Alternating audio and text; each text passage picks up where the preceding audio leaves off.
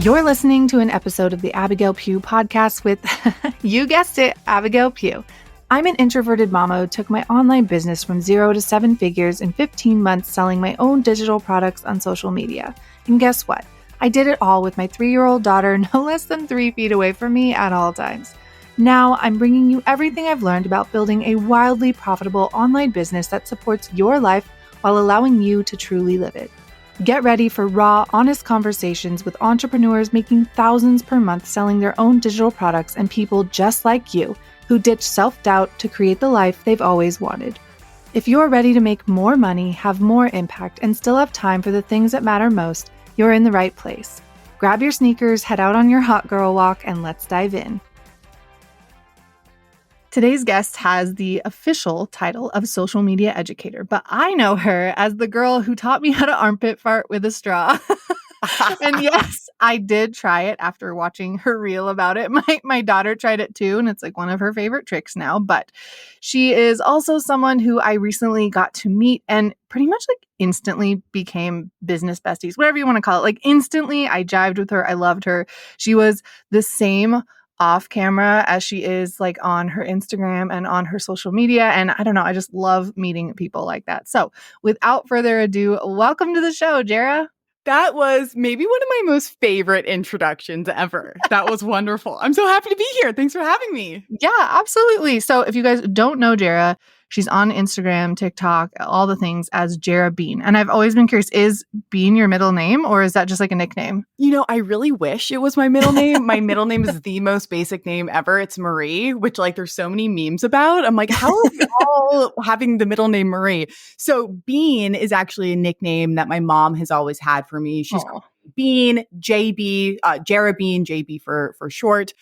So when I first actually started my Instagram account in my fitness days back in 2015, I was Workout Bean. I even had an art account prior to my fitness account that was Bean Robin. So I've always used the Bean way. It's just always been there. Yeah. I love it. It's what I call my daughter. Her name's Charlie, but we call her Bean or Charlie Bean. So I was like, oh, I love that so much. It's such a cute nickname. It is. It's such a good one. So I'd love to kind of hear how you got started in all this. I know like you do so much. I've seen you do like TikTok, like trainings for the TikTok team, like Microsoft, all these big things. And I feel we were talking before this podcast, like Jera has done so many different things. But ultimately she is a social media educator. I feel like that like overarches everything she does. So how did you kind of get into this world? That is a great question. And it has been a twisty, turny path, which I think is so cool because we're always on twisty, turny paths. We never know how one thing is going to lead to the next. And that's what it's been. So to kind of give you an overview, I have always been creative. Like in high school, middle school, creative writing was always my thing. I always liked art. So when I went to college at USC, I decided to become a fine art major and I had an emphasis in graphic design. So upon graduating, I freelanced, I worked for startups. And then if we fast forward a little bit, I was still in my graphic design days, but this is around kind of 2013, 14, 15. I found myself in a not so great phase.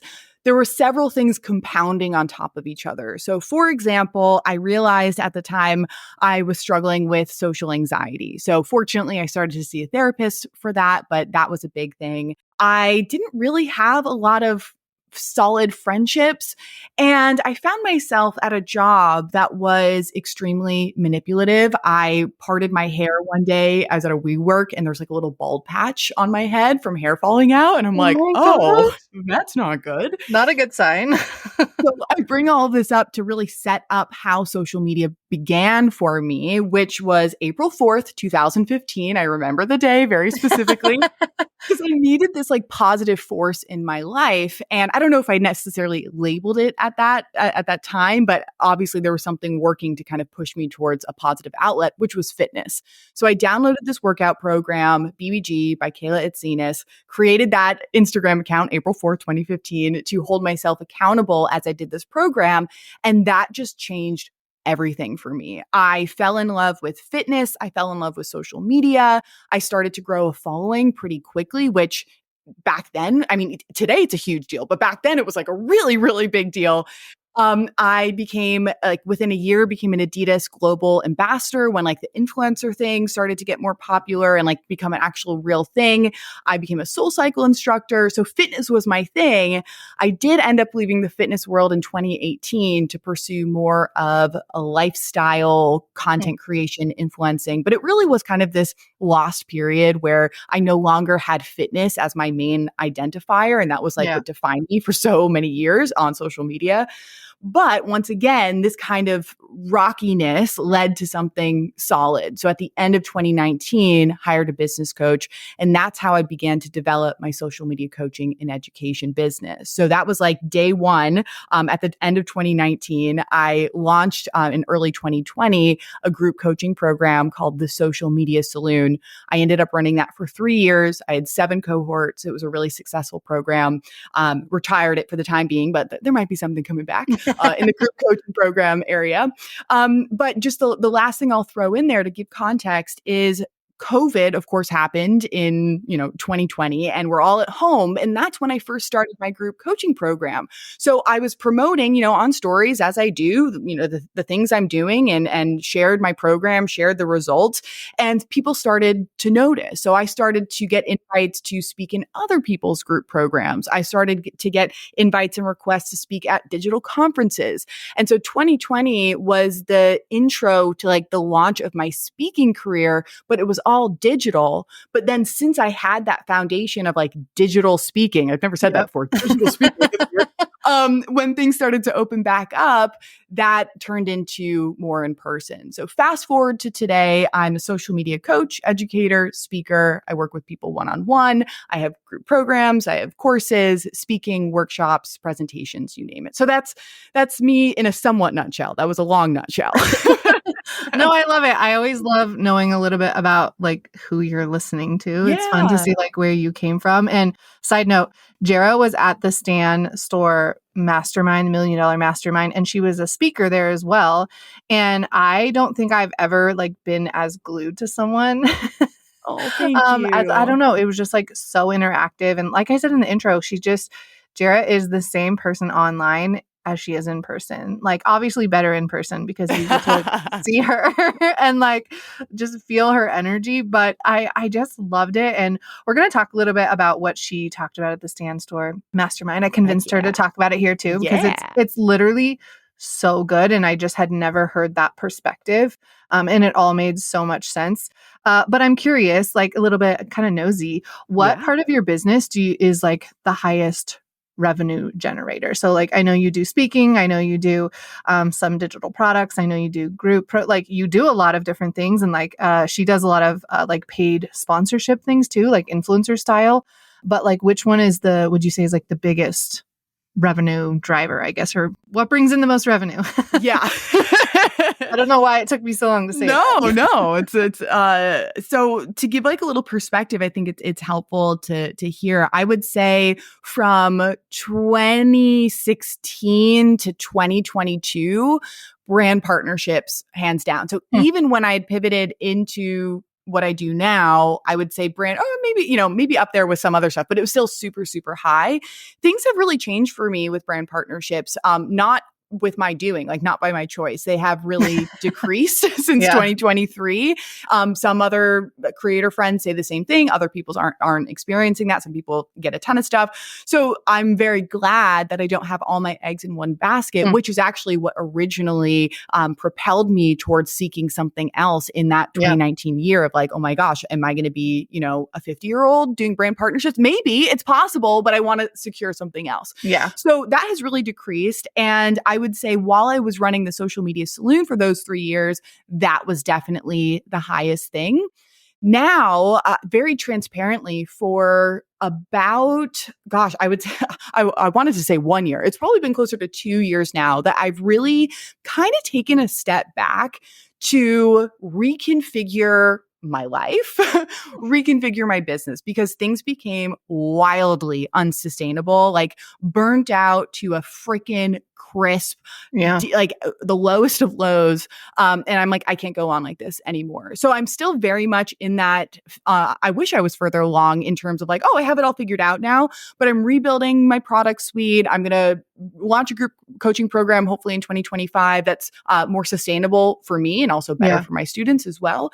All of that is to say is I feel like things are a little bit, I guess, up in the air at the moment. And because of that, I would like my programs and courses probably to be the biggest revenue driver. But because I'm in this somewhat in between period, I guess I would say it's most likely the speaking and the workshops that are the biggest at the moment. Yeah. And I feel like I've seen a lot of those over the past year. And it's so cool to see someone like who kind of had the burnout and had a lot. I mean, your dad passed away, right? And just a lot. And I like remember seeing you going through that. And I'm like, I don't know how she's sustaining like group program where you're really, you dive into your people and you really like, I saw your Real Saloon when it was going. And I remember thinking like, this is the coolest thing ever. I'm pretty sure I have screenshots of your branding because I was like obsessed with it and I loved it. And it wasn't necessarily my vibe, but I remember telling my designer, like, I love how like her personality is like deeply rooted in her branding. And I love like your home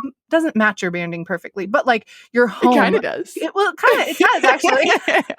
It's just like you can feel it in you. But I do remember thinking like, oh my gosh, as she was going through all this and she had some stuff going on with her dog, which she is like a dog mama and loves her dog and like just like so much going on and seeing that you were able to find a different way to kind of make your business keep running where you could show up, teach the workshops and leave and the work was done. And that's not how it is with group programs at all.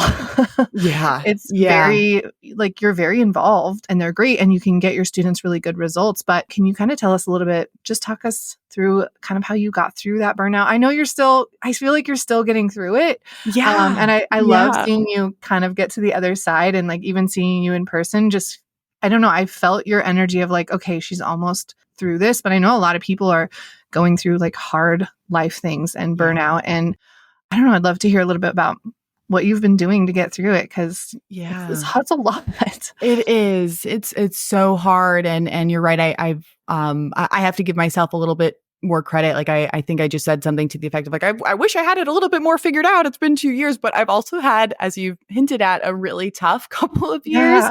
My dad passed the year prior. My soul dog Thatcher, aka Spicy Grandpa, passed.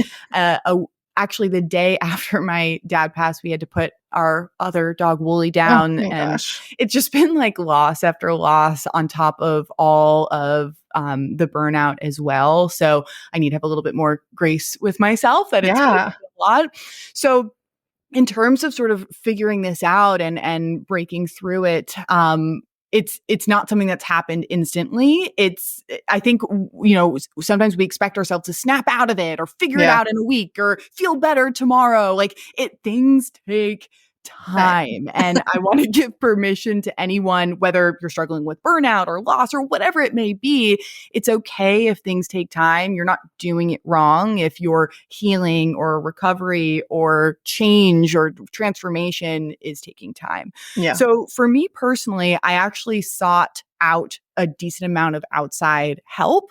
I'm someone, I really like coaching and having someone help me. And so I actually worked with two people. One, his name is Nick. He's here in Austin. And the other is Lex. And one is more of a kind of mindset life coach. And I would say the other one is kind of more mindset businessy life. So they're very different. And it was a great mix of really reframing so much for me and tuning into my values and what really matters and putting myself first instead of putting work as like the be all end all.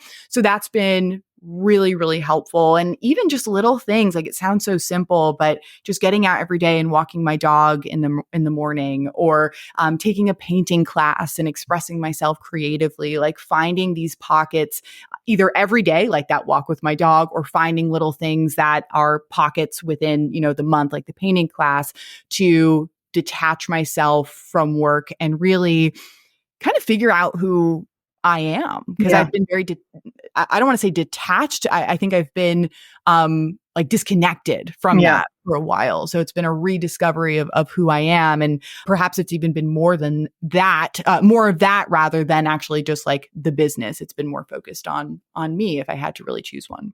Yeah. And I feel like as entrepreneurs, it's very easy to like get caught up and have our whole identity be in our business, how much money we're making, like all these things. And I find that the longer I'm in business, obviously, yes, like you have to make money. Money really helps relieve a lot of stressors, but like it is not an end all be all thing. Right. And your happiness and your joy in life is just as important. And I know for me, my first year in business with this business, it was like my yes year. And I'm glad I did it. Like I said yes to everything. And it was an amazing year. And like I hit insane revenue goals and all these things. And it was insane. But after that, my second year, I was like, this is my no year. Like I love that. 2024 has been a year of no. And for me personally, saying no is really hard. Like it's so hard for me. I hate letting people down. I love what I do. I love helping people. But ultimately I had to say like, I have to have a no year because I'm going to run myself into the ground. And it's, it's just it's not fair to my family. It's not fair to me. It's not fair to my students. Like I want to be the best I can be for all of them. But in order for that to work, like I have to say no to things. And it's been an amazing year. It's been a hard year. It's been like so much learning that I wasn't expecting to happen. But at the end of the day, you have to take care of yourself first. And in entrepreneurship, I feel like that's the first thing to like go out the door. And it's like, stop thinking about your feelings and just do it. And I'm like, I'm a soft coach. Like I'm mentor, educator, whatever you want to call it. Like I'm a soft girl. I'm like, if you are in a place where you can't handle this, like don't push yourself to do this yet. Like there's a time and a place. Like I just, opened the doors to my boot camp. I only open it once a year. And this mom was like, I just had my baby. And I'm like, I really want to do this. And I'm so excited. And I told her, I was like, if you can't commit to this right now, like it's okay. Like it's okay to like be home with your baby and like enjoy that time and then come back when you're ready to like go all in and start this. But like it doesn't have to be right now. And she didn't end up signing up. And I was so glad because I'm like, I feel like that's a lot right after you give birth to a baby. And I want people to work hard. And obviously I'm a, strong believer in that there are times to push and there are times to hustle, but it can't be something that when you're hustling, like you have to continue hustling when you need a break for your business to keep running. So I felt like a big tangent, but an important one. I literally just had someone message me. She's like, I joined this other program about creating courses. I am studying for my master's. I have a 9-to-5 and a side hustle. Should I buy your course? Because I really want to like, just go for it. And I'm like, I mean, I love the motivation, but I was like, listen, like, my course is there. Like not going anywhere. Like maybe just focus on what you have now versus I don't want you to overload yourself and you can buy it another time. Like there's no rush. So, I think it's really, we obviously have the perspective of what that burnout and constant yes feels like. And then I think it also speaks to our integrity of like, we really want the best for people and don't want to just sell a program. We want it to be the right time and fit into their life in a way that's not completely overwhelming. Yeah. And I feel like this kind of shows that there is a big shift happening in like the digital digital products, online courses, coaching, all that space, is that people don't just want information anymore. They want help implementing. They want help, doing the dang thing, not just buying another course that's going to go in their graveyard of courses and they're never going to use. So if you're listening to this and you're creating a digital product right now or a course or anything, like think about that because education is everywhere. And I still think it's relevant and people need it, obviously, but like finding ways to make it so that your offer stands out in a way that they actually implement it. They actually are able to do it. And it's not just like hours and hours and hours of education that it's going to be hard for them to implement because that's stressful. It is. It's stressful to like have all this information in your brain and not know what to do with it. Like it's a lot. And I feel like that sometimes where I'm like reading a book or listening to a podcast and I'm like, I have no idea what to do with all this. So then I kind of like go the other direction. I'm like, I'm only listening to podcasts that are entertainment. Like I'm not, not reading business books. Like I'm listening to Call Her Daddy. That's like my favorite podcast right now. And it's like 0% business. Like it's You just got to turn your brain fun. off Yes, sometimes. you really have to. But okay, so I kind of talked about this a little bit at the beginning, but Jera is kind of known for finding your secret sauce and using that, in your marketing as a personal brand, as a, an educator, content creator, whatever you kind of call yourself. There's so many different Yeah. terms to call people who sell stuff online using social media, basically. But you talked about this at the Stan Mastermind, and it was like kind of finding your secret sauce. And I feel like you're the perfect example of this. Like Jera is funny and she pulls that into her marketing and she's goofy. And what I loved about her training and everything we're going to talk about today with finding your secret sauce is that it's not going to look the same for everyone. And there's a lot of people that, being funny isn't their thing, but they're really sarcastic. And I'm like, cool, pull that into your brand. Like that is hilarious. So talk to us about finding your secret sauce and using that in your marketing to convert more people. Cause I feel like you're so good at this and I love it. Thank you. Thank you. I really appreciate that. And do we have like 3 hours for me to talk about this? Cause I could go on. So I will try to pick out the most important parts. Okay. So here's the thing. So when I first started teaching, coaching social media, this is like the first round of the social media saloon. Authenticity back in 2020 it was a thing where we were talking about, like we've always been talking about this word authenticity. And what I would say, which I think a lot of people used to say and still say, is essentially, yeah, be authentic, show up authentically, like share authentically, be your authentic self. And what I found by like the end of the first, and I think probably by the end of the second round, is that it's really incomplete advice. It's well-intentioned because sure, yeah, show up authentically. I love that.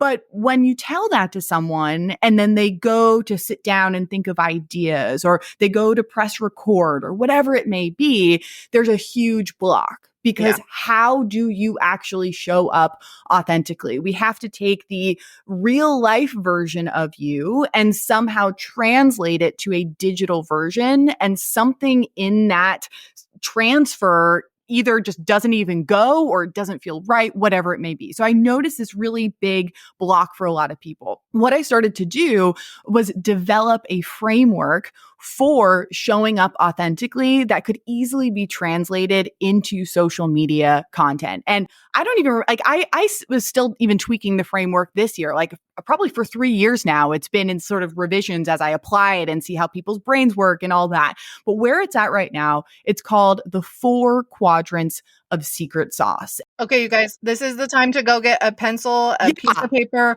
write this down. You're going to want to write this down. If you're listening to this while you're driving, you can totally keep listening, but I would make a little mental note of the time so that you can come back and take some notes, because this is like life-changing shit. Like this is amazing and I loved it so much. So keep going. Love it. Love it. Yes. Highly suggest taking notes here. This is the thing that always resonates with people quite a lot. So the 4 quadrants of secret sauce, if you imagine like a rectangle and we've chopped it up into 4 equal quadrants, there is foundational secret sauce, there's present secret sauce, professional, and lighthearted. And what each of these quadrants does is make this concept of authenticity more tangible and then therefore more actionable on social media. So to give you a high level overview of what they are, foundational secret sauce focuses on the past. So we're looking towards the past and we're asking ourselves, what are the moments, pivots, challenges, achievements, chapters that have had a profound impact on us and really shaped us into who we are today. For example, opening up this podcast, I shared a lot of foundational secret sauce about being a graphic designer and, social anxiety and pivoting into social media, like all that kind of stuff. That's foundational secret sauce. Then if we move on, we have present secret sauce, which is as it sounds, it's focusing on the present moment. So what are the things that make you right here, right now as a human being? And as with all things, there can be quite a range. So it can be the fun lighthearted things. For example, you love to go to the farmer's market on the weekend. You have dogs and you speak to them in a weird voice. You like a certain kind of snack. You watched a movie and it made you cry. This is literally what I put on my stories today. It's your energy. It's your personality. At the same time, it can also be the shitty things you're going through. You could be dealing with a lot of anxiety, or maybe there's a loss you're experiencing and you have a lot of grief. It's you in the moment. And little side note, some of your present day secret sauce can actually then become foundational secret sauce as well. So a little tip, these quadrants are fluid. Nothing has to necessarily stay in those confines. Then we move on to professional secret sauce. Professional secret sauce is crucial. I will say this is the one that people tend to struggle with the most. But once you get it, this is like, I think, just the key to really standing out in your business. So professional secret sauce is less about what you do as a business owner or an entrepreneur or a marketer, whatever it may be. And it's more of how you approach things, how you see things. It's your specific lens. It's your philosophy, perspective, frameworks. If you think about it, for example, social media coach, there's me and I don't know, maybe there's Julie. There's so many people out there teaching social media, but there might be something that I express in my content. For example, I have an emphasis on like sustainable growth and personal branding and authenticity. And don't get me wrong, I love trends, but also very much using your voice in your content as well. Versus Julie, she might be all about like the virality and the trending sound and like the quick cuts and all these things. And those two things give off very different vibes. They're very different approaches and different philosophies. So it's really tuning into, okay, yeah, there's the things that you do, but what's the lens through which you see those things and do those things in your business? So that's professional. And then we move on to lighthearted, which I don't know, maybe my favorite one personally. We already hinted at some of my lighthearted secret sauce with the armpit farts. That's usually what I'm known for most in my lighthearted quadrant. And it is once again, as it sounds. I try and label these to be as obvious as possible. So lighthearted can be the funny, goofy, wacky, silly, but I also like to emphasize it doesn't have to be funny to be lighthearted. It might just be kind of something random or even somewhat mundane in your day. And why I'm emphasizing that is that oftentimes it's these little things that happen that might not be funny, but you share them and it's this connection point. It's this pathway of connection that I like to call it. So for example, I don't know, maybe you're drinking decaf coffee. It's just, and you share that, or maybe, I was in the bathroom. I guess this one's kind of funny, but like I was on the toilet and a freaking like huge grasshopper landed on me and scared the shit out of me. Like, dude, it was so huge. Only happened to you.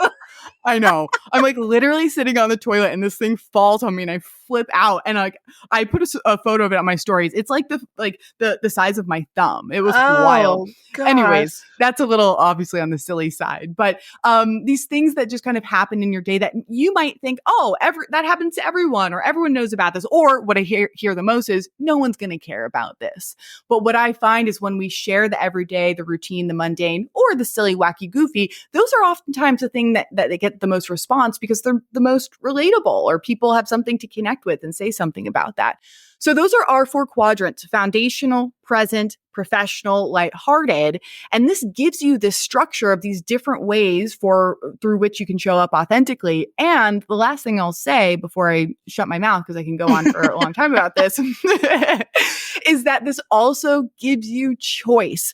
I think so often people think that in order to show up authentically, it requires them bearing their soul and sharing every nook and cranny of their life. And that's simply not the case. So you can choose, like I always go to this example because it just seems relevant. Like if someone's a lawyer and they are showing up on social media, they might not want to really share too much present secret sauce about their family and their weekends. They might not really want to share much lighthearted, but foundational and professional, like heck yeah, for a lawyer, that's perfect. Versus someone who is a mindset coach. They might feel a little bit more comfortable dipping their toe into all 4, but maybe for whatever reason, they really turn up the dial on foundational and they do a little bit of lighthearted, but they're just just turning it up ever so slightly and not leaning super heavy into that. So you have choice, and there's also choice within each quadrant for how much you are emphasizing that quadrant as well. I love that. I love the choices because I feel like there's a lot of people who kind of need to have like a lot of structure with social media, but then they feel boxed in. And I'm like, I love having loose structure, right? Like I have goals, and depending on if I'm in a growth phase or if I'm, just maintaining and nurturing, like there are different phases of your business and like your social media growth, and you will act differently based on your goals there, right? So what would you say if someone said, okay, I am trying to grow right now? Do you do like content calendars? Like what do you recommend for people if they're trying to grow, let's say using Instagram? What would you tell them? What would I tell them? Moment of truth. So I think the place I would want to start is an open mind of experimentation. Because if I was to just look at things in a very black and white way, which I never do, but we'll just go with it for a moment, I would most likely come to the conclusion and say, okay, well, we got to kind of play the game a little bit. We got to play to the algorithm, which I'm not a big fan of, but we got to just acknowledge, what the truth is. And so, you got it. So if we're playing to the algorithm, that means, we're checking out trending audios. We are doing perhaps shorter videos. We're jumping on trends. We're probably leaning a little bit more into text overlays that kind of instantly give someone an idea of what's going on, or there's an emotion provoked or something where within 3 seconds we know what's going on. That would be like my black and white approach. And then of course, consistently. So, posting, if we're in a growth phase, at least 4 times, if not 5, maybe up to 7. I'm not ever going to tell anyone to post multiple times a day. I think that's too much.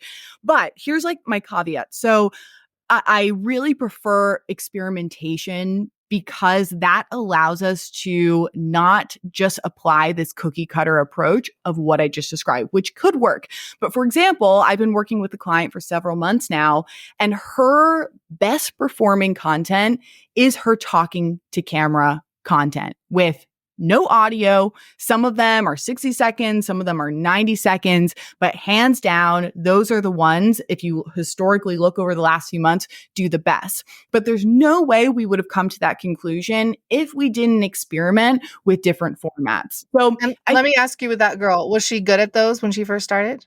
So here's the thing. I actually think she has. I told her from the start, I'm like, you have something. There is something about your personality. There's like this spark there that grabs you in and like kind of makes you lean in a little bit. So I do think she had that from the start. Her process though for creating those videos was a mess. Like she would just record and talk forever and then spend hours editing it down because she had like 20 minutes of footage. So she wasn't really putting it together and optimizing her process in a way. So that was one of the biggest things to figure out. But she did have that spark to begin with, I will say.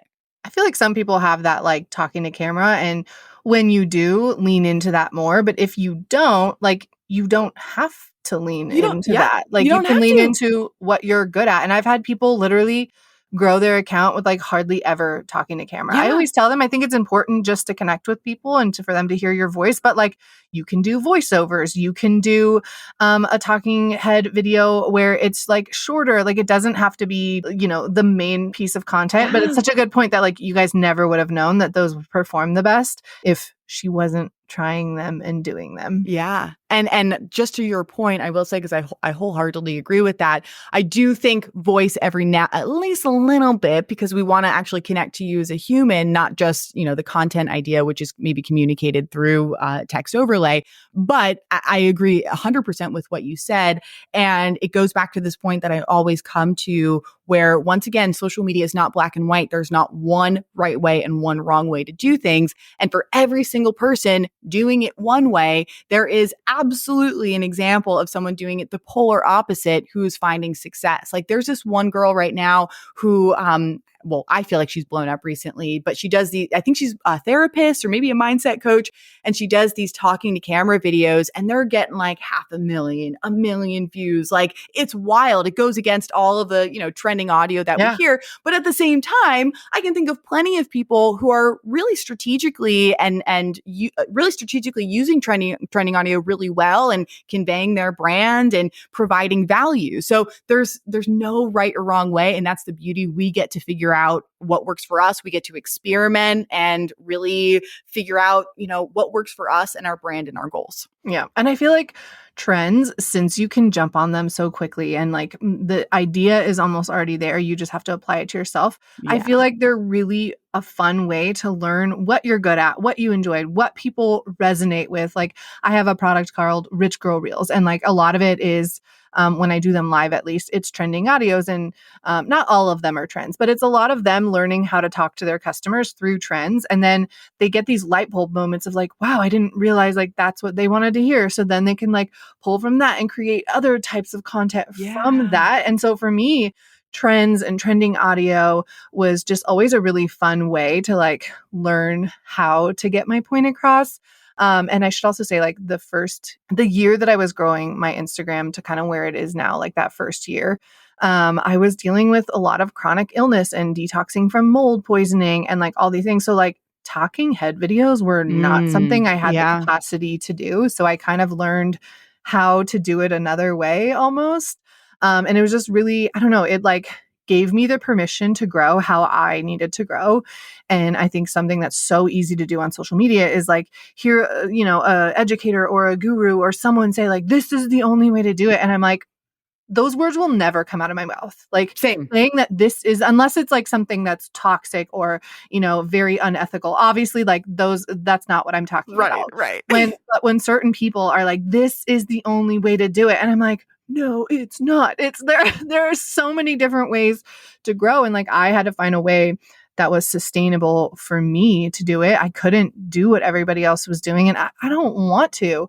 But I love trends for that, and trending audio too, just for like the inspiration. And I always like with trending audio, I'm very, I don't know, like I listen to the audio and try and get the vibe of that to then make the content around it. And I feel like a lot of people don't do that. Like they'll use like a really funny like rap song and then it's like really serious. And I'm like, that doesn't like, match. Like right. the vibe has to match. And I think that's why I love like trending audio so much, is because it's always like a vibe that I get to match and bring like my personality, my marketing, my messaging to that audio. And like I grew up in a family that like my dad was a musician, my mom is a music major, my sister is a music major, my brother's a music teacher. Like everybody in my family does music. And so it's been cool to like pull that in to it. And I love trends and trending audio and like the music behind the content. Totally. But like I you think said, like you do trends so well, but I also think you have such a great mix as well. I love your talking to camera videos. So to me, you're such like a beautiful representation of like the balance of like you could do both if you wanted to. And to your point of like having a trend and then being able to like infuse your business and brand and sort of matching the vibe. The other thing that made me think of that as you were talking about that is that trends are also a really great way to tap into perhaps sides of your personality or brand that you don't actually know how to bring out in an original piece of content, original as in not using a trend, not using a trending sound. So for example, maybe you do want to tap into your lighthearted secret sauce, but you're not really sure, you're in front of the camera, like, what do I say? And there might be a really silly trend that you can take part of and then let people into that side of you. Or I think another good example, the audio of sorry, was I loud in the house that I built? I love like that one. Yeah. And I did that one. I'm like, okay, it's happening to like my sassy side. So it's such a great they can be such a great vehicle for tapping into those parts of yourself that you're not quite sure how to bring out otherwise too. And it just makes social media fun again, because I feel like sometimes we lose that as entrepreneurs where we're like, my job is to sell. And I'm like, but also like you want to have fun because it needs to be sustainable, and your community, audience, everyone, they can feel your energy. And if like you get stuck in this rut of like everything is serious and business and nothing is fun, like people want to laugh, you guys. They want to laugh. And I don't care how serious your niche is, like you have to be able to poke fun at something. And like, Yes. you have to be able to laugh at yourself so that they can laugh with you. And it's just, I feel like even more so than before, like laughing on social media, like people want that. They don't want, just educational thrown at them. They want to laugh when they're learning something, or they want to laugh when they're like resonating with what you are going through. So even if like being funny isn't your vibe, finding ways to kind of poke fun Yeah. at something that you're going through that maybe they went through as well. I feel like that's my whole algorithm right now, is just funny videos And really just humanizing yep, things as yep, well. Like, what's the human feeling, process, emotion behind this? I think sharing behind the scenes, whatever that means for your niche in business, is a great way to perhaps poke fun or share the human side. And oftentimes my behind the scenes are funny just because, I mess up what I'm saying or whatever it may be. But I actually showed the behind the scenes of my video editing rodeo launch video, which was like the most intense video I've ever made. And this was like, I was like sweating. I got dizzy. Like, it took hours. And I showed the behind the scenes of that where I'm like getting hot and like I'm dizzy and I'm like, I'm overwhelmed, like all these things where normally behind the scenes would be funny. And maybe there were a few funny moments, but I was actually sharing that to share the human around yeah. like that kind of was a not so fun process. So Oh my gosh. Okay, so she just mentioned her, what is it, video rodeo? yeah, I I can't know. say It's it. such a What is it long called? name. The video editing rodeo, but you could just call it the rodeo. Okay, the rodeo, video editing rodeo. You guys, Jera, I'll tag her in the show notes, but her editing is so fun. And she just came out with a self-paced course on editing. And it's just, I don't know, all the reviews and things that I've seen from it, people are just loving it. And I love her editing because it's good editing, but it's not to the point where it looks fake. I don't know. There's like some styles of editing where I it's know like what you the mean. swooshing to the next thing and it just Yeah. looks, it doesn't look good. Whereas Jera's is like playful and fun and good. And she teaches you how to do like the cool little things that people want to do, but not necessarily like the over edited videos where it's like kind of 2019 vibes. Yeah, I Not appreciate my that. favorite. Thank So you. I love that. And I'd love to do kind of like a rapid fire. Let's do it. So my first rapid fire question is going to be around editing. And before I ask you the question, you guys, Adam Mosseri, is that how you say it? The Mosseri, I think. CEO, owner, Yeah. whatever, the guy with the curly hair and glasses who is something at Instagram. I think he's a CEO. He did a reel recently, and I have been like, I tell people this all the time, and I have for years. That there's this myth that if you don't edit it in the Instagram app, like it's going to be affected, but like the algorithm is going to be affected. And he did clarify and say that if you have a watermark from another app, it could affect your reach. But if you use a different app to edit, it's not going to affect your reach. And it is like the most Preach. ridiculous thing. And so if Preach. you don't want to edit in the Instagram app, you don't have to. But Mhm. Jera, what is your favorite editing? I know they have a free version. Favorite editing app that's not Instagram? Yes, CapCut, hands down. And like you said, there's a free version. So Yep. there's like so much that you can do in the free version. And it's just such an all-in-one editing app Yeah. on your phone. On your Yep. phone. CapCut's great too because they are connected to TikTok. So if you're on Yeah. TikTok too, you can do a lot of the CapCut. You guys see how there's like a cutout of a person and like a trending audio and like your photo or videos in the background. Those are called CapCut templates. Yeah. And they're a lot of fun. I just did one the other day. It was like the countdown timer. Oh, And yes, I then know that one. yeah, Yeah. and that had like the Bing Bong audio from what's that movie? Inside Out too. I literally just posted about Bing Bong on my stories today. That's I, wild that you brought that up. I love it. I did see it, so I Oh, did. okay. I did. It made me think of it, but I used that audio and it was like a countdown and it's literally counting down from 100 to 1 like very quickly. And it was so funny. I got comments like, "Oh my God, did you do that yourself?" And I was like, "Oh Lord, no, like that would have taken me hours." But there's these cool templates that you can use and a fun little workaround. Usually with CapCut, you have to pay to download those templates after you've added your stuff to them. You have to pay to download it without the watermark. But if you have TikTok and you go to TikTok, you find the CapCut template within TikTok and then download it to your camera roll, there is no watermark. So it's kind of a little workaround if you don't want to pay Sneaky. for CapCut, but you have to have TikTok for it. So if you don't have Yeah. TikTok, it won't work. But Totally. I love CapCut. It's so easy. Another one is InShot. I have used that one before. I think CapCut is a little bit, if you are on TikTok, 100% use CapCut because it's the same like editing like user face. Yes. So kind of learning one new thing is easier and it's just so much easier. Instagram is very touchy. They have gotten better. I will say editing in Instagram has gotten so much better. They have It really, has. It has. props to them for doing something right for once. It has gotten better. But yeah, CapCut. And I will link these down below for you guys. Okay. Tips for talking head videos where you are talking to the camera. Where should they do them? Like how should they hold their camera? All those things. So once again, there's such a range. It can be very casual. We're in the car, you're holding it in your hand, and we can also have, on a tripod with lighting, but you don't need all that stuff. That's the beauty of short form video content. We can be casual. We can, not be done up. We could have okay lighting. So just want to say it's okay if it's a casual, not super professional type of setting. That being said, I think there's a couple of things that are really important for optimizing a talking to camera. There is, some people will press record and just start talking and edit that down. If that works for you, awesome. But what I have found is that people ramble a bit. They end up with like 10 minutes of footage, 20 minutes of footage, and then it makes the editing process really challenging. So even though it's not the most organic, I do think it's the most beneficial to write a script where you are succinctly and effectively conveying the content idea.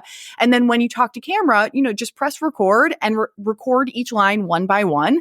And then you edit it in CapCut. You just segment the shots where you say the sentence and you delete the spaces in between. So that I think is the most effective. It does take a little bit of getting used to, but once you get into the flow, chef's kiss.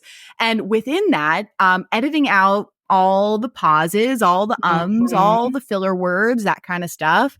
And the one little trick that I feel like I haven't ever heard anyone talk about this. So this is like my weird little phrase. I call it starting the clip when the voice is coming out of your mouth. So if you literally line up your playhead right at the beginning of the clip, I actually want your mouth open. Yep. So if you're starting with it closed and then open, there's about a quarter of a second pause there. Now, I'm not saying every single thing needs, I'm not like saying it has to be flashy and quick and all this stuff. It could still be like a softly paced video, but still the voice is coming out of your mouth. And we need to think of ways to keep our videos flowing to hold people's attention. And that's one way to do it with talking to camera. Yeah, absolutely. And if you're doing any type of video that has movement in it that's not talking, but let's say you're doing a B-roll, something that I found really fun that applies to what she just said is like editing it to be just the movements. Yes. And like she said, it's when the movement is already in motion that you're going to edit to. So this is kind of hard to explain without showing it. But let's say I would obviously never do this, but let's say I was doing an edit where I dropped a pencil. The pencil needs to be almost out of my, like just a hair out of my hand. And that's the point that I'm editing to. And then when you're done, the second it hits the table, that is the end. Not when it bounces, not when it stops. And it's like, you have to, you'll get into a flow with these, but it has to be quicker. And you'll notice when it's right and when it's not. And I would recommend going to like influencers or TikTokers pages where like they do day in the life and it's the quick movements and seeing how fast their movements are. Emily Kaiser is a great example of this. Her editing is phenomenal. She's on TikTok. She's an influencer. She does these like, go to Target with me. And she shows all the movement of it. So like opening the door, putting your car into gear, like all these things. And her editing is so spot on. And I love watching it, because it's entertaining, but kind of just getting your brain into like what it will look like at the end. Mm-hmm. As far as talking head videos, I will say I can't script them. So if you're someone that you're like, I can't script something, I literally sit in my car. I film mine in TikTok because I feel like they catch the split seconds better. Instagram, when you're filming in Instagram, like when you press the button, there's like a split second that it doesn't start yet. And so like when you're talking quickly, it's hard to edit those ones. So wait, question. You don't film on your camera, on your phone? No, I have to do it on Instagram to get the clips. Because I can't do a whole video in one sitting. Like I have to do line by line out of my brain though. I cannot script it. Yeah. And so TikTok, when you're doing talking head videos, it is instant that they start recording and instant when you pull your thumb off. So it really takes a lot of my editing time away because I'm able to like stop immediately, go watch back. Did I nail that or do I need to redo it again? And that's something that like it took me a while to figure that out. So if you don't want to script it, I would say use TikTok to film it and then save it to your camera roll. The quality isn't as great, but honestly, like I don't care because I can get a talking head video out quicker.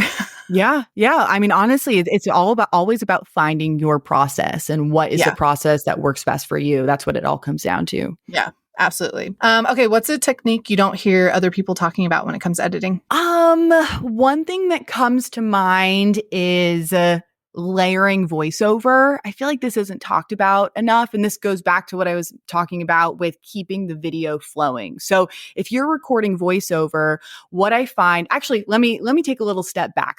I'm going to talk about that, but there's a first thing that I want to put forward because every time I do a tutorial about this, people's minds are blown, and I'm like, oh my god, like this is You something didn't know that's this? yeah, but like that's great. Like I love teaching people this. So the first step with voiceover is I find that people very more often than not edit down their videos and then add voiceover as the final step. So what happens when you do that is, let's say you're going to the park, drinking coffee, eating ice cream. You might find that by the time you're eating ice cream, you're having to say ice cream really quickly because the video is going forward.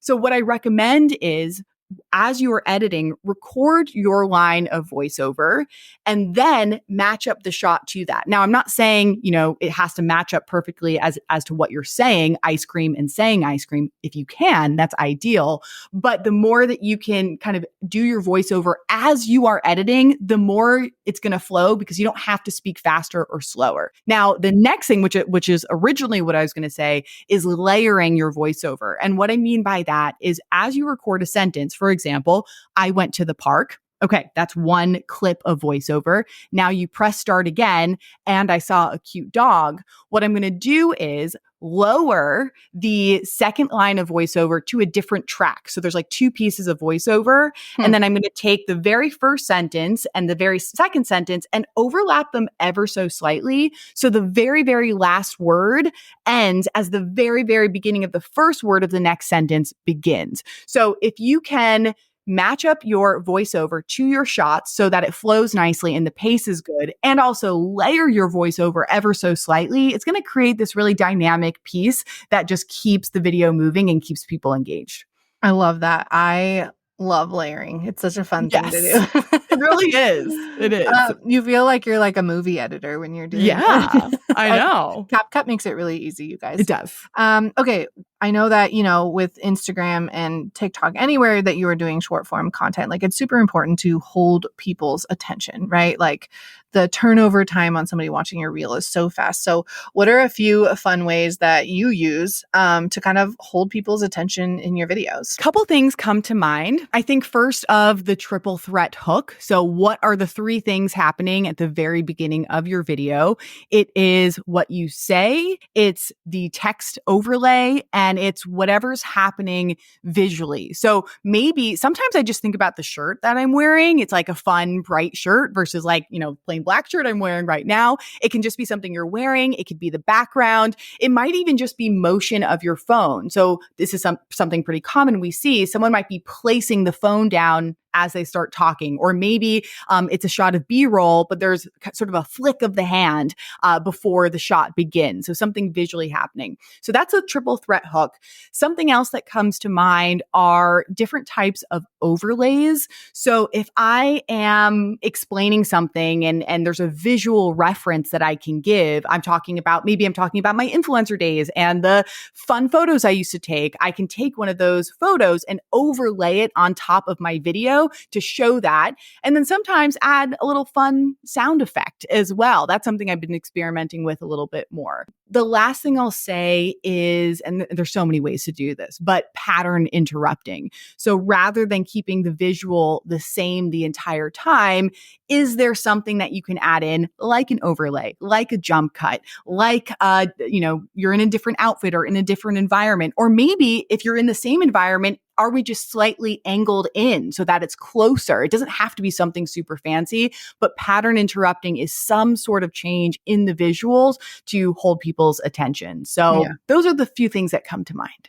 Yeah, I feel like for me, anytime I have like a screenshot of something to prove my point, I want to add that in. Like if I'm talking about my email list and I'm saying like I said this and like or I sent this picture or something, like that's a probably bad example, but No, it's anytime that I great. can like have a visual of something, I want to add that in because it really like takes you along for like the storytelling of it, and people like that. They want to be involved and interested in your video. So Yes. let them be.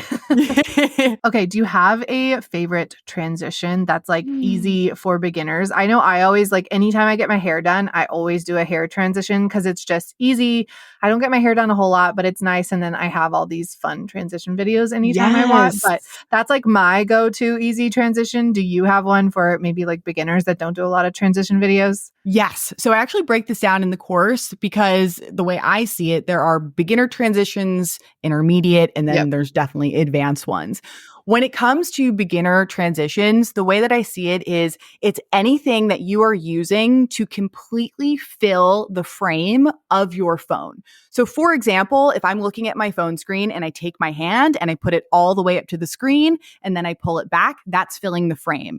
If I do like a hair swoosh and I just like swish my hair into the frame, also the opposite, if I completely exit the frame as well. So either you're completely filling it or you're completely exiting it. That just decreases the variables that are happening. Because, for example, I'll juxtapose it with something else.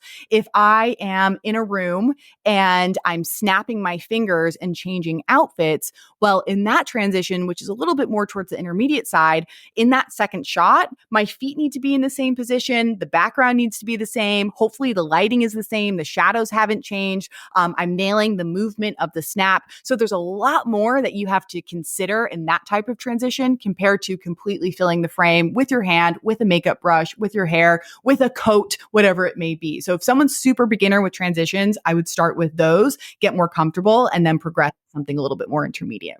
Yeah, it's so funny you said that the intermediate ones. I did one once where I had like gone and crimped my hair and I walked into the room and I was like just in my pajamas and then I jumped and I went into my pink sweatsuit and I literally had my shoes on and I put them on the floor and I like stepped Yes. out of them so that I could save I my do that feet. too. I do that too. Or I'll like put tape on the ground, like Yes. something. Well, I saw someone do tape, but I feel like I could still mess that up with like, Yeah. whereas with shoes, I'm like, I can instantly just like step right back into where I was. Yep. And It's they're so fun. It's smart. just like a fun way to add something visual in.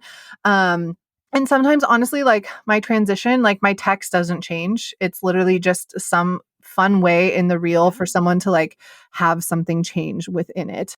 So it doesn't need to be these like transitions where you're like the text is only appearing then. Like you can do like text overlay and still do a transition in the back. Like Yeah. I have one video where it's like talking about one of my podcasts. Like that's the call to action in the reel. But I walk in and there's like a fun overlay of the checklist that they can get if they listen to the podcast. But I Nice. removed the background. So there was already that cool visual of like my pretty Canva checklist being there. And then I jumped into my pink sweatsuit almost, right? And it was just like a cute, fun way. It took me like 10 minutes and it performed really well. And it's like one of my top listened to podcast episodes. Oh, amazing. Um, and it was just like a fun thing. So I feel like transitions, I definitely wouldn't use them for every reel. Like it's not something that I would use all the time, but anytime you want to just like spice up a video a little bit, it's a really easy way to do it. So like I said, I do mine when I get my hair done. So it's just like an easy thing I do every single time. Or if I like crimp my hair, I'll try and take a video before I do it. Cause like, I don't know, the crimping makes it really big and I have Yeah.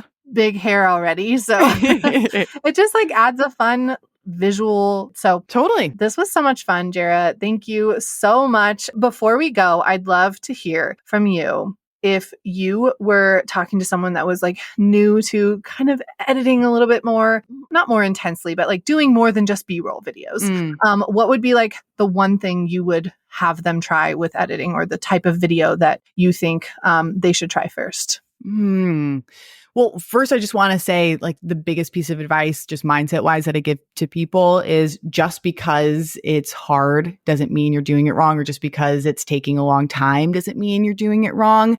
It just means that you're practicing a new skill and developing something. So that's number one, is like really approaching it with that mindset. I would say that, it's such an interesting question.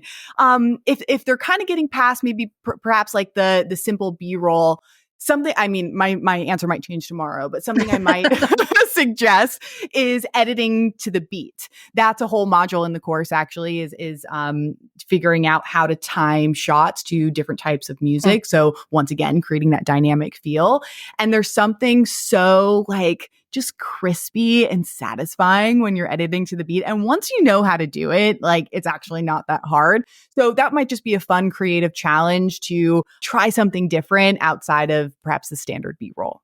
I love that. And side note, every time I record B-roll videos, a lot of the time, I don't know why I started like winking at the end. Oh, cute. And it was just like this random thing, but now I always line that up to the audio. And it's like the most satisfying thing ever. It's like when I wink and walk out of the screen at the end of a B-roll video, it's so satisfying to line it up to the music. So something you could also do is like just record the video and have it be a little longer than usual so that you can line it up when you find the audio. Because I'm never like, I don't have my audios first and then record B-roll. Yeah. My B-roll is just done, but I make sure that there's always some sort of movement in it so that I can line it up to the audio, because I don't think that far in advance for my B-roll videos. Yeah, like no need to. I record like 25 a month when I'm ovulating. I have them ready to go when I like feel my best, and then I can use them the whole month. But having that movement in them beforehand really helps when you are editing. But yeah, and a little wink, that's like a little part of your secret sauce. Like people like look for that now. So I love that. That's awesome. And I'm pretty sure I did it as like a nervous tick. My husband was like, "What are you doing?" I'm like, "I don't know what else to do when I leave." Like